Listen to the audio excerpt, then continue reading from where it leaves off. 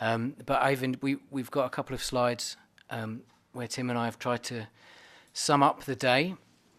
We've only done it in 2 slides, so it's clear that we won't have captured everything, but we'll certainly make sure that we review all of the material that we generated in the breakout groups and perhaps decide on whether or not we write a little note or something on how this went. But anyway, whatever was said and reported certainly won't be lost.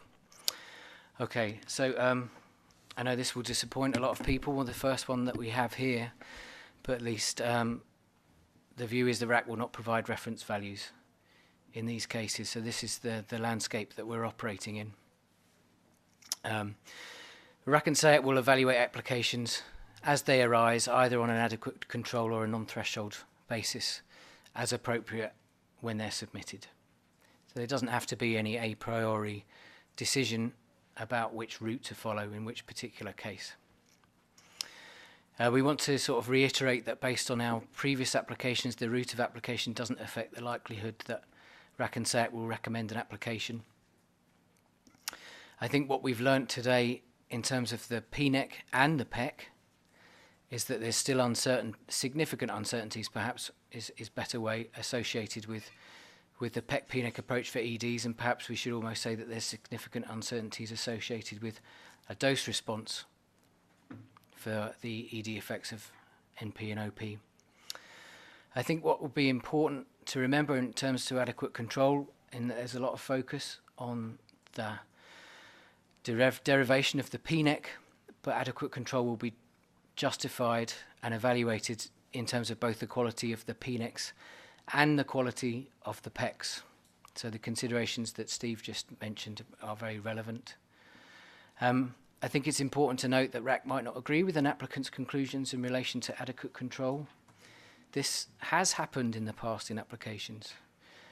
An authorization, although, can still be granted based on the socioeconomic arguments present in an application or submitted via an applicant during the process, although that's very hard work for all involved if it comes very late in the process. So that's some summing up. Yeah, next slide, please, Avin. There's some final thoughts. Do you want to give these? Or? Yeah. This kind of comes back to where I started this morning. And I think this is an important message for all of the applicants to consider. I had a feeling listening during the workshop that some aspects were becoming a little overcomplicated.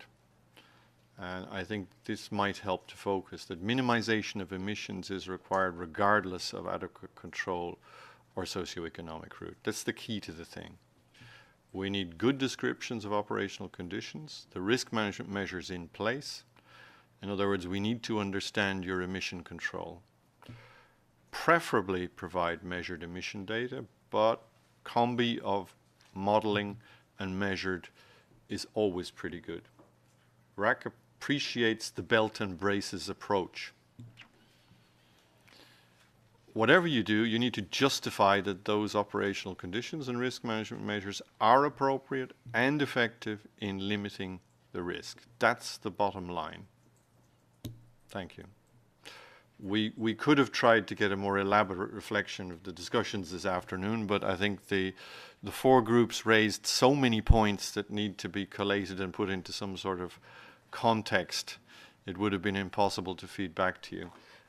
I think we will consider some sort of report from this workshop to at least feed back the reflections and the main points which came out of it.